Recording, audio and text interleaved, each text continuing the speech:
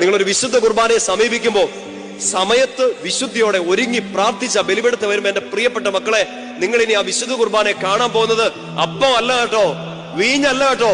നിങ്ങൾ കാണാൻ പോകുന്നത് നിങ്ങളുടെ ദൈവത്തെയാണ്, നിങ്ങളുടെ ഈശോയാണ്. എന്തുകൊണ്ട് ബലി അനുഭവേദ്യമാകുന്നില്ല എന്ന് പറഞ്ഞാൽ, തിങ്ക്, ഈ പരിശുദ്ധനായ ദൈവത്തിന്റെ മുമ്പിൽ നിൽക്കാൻ അയോഗ്യതയുള്ളവരാണ് നമ്മൾ. നിങ്ങൾ അതിന് എളിമപ്പെട്ടോ, നിങ്ങൾ കുമ്പസാരിച്ചോ, നിങ്ങൾ വിശുദ്ധീകരിക്കപ്പെട്ടോ, അങ്ങനെ കുർബാനയ്ക്ക് പോവാവുള്ളൂ.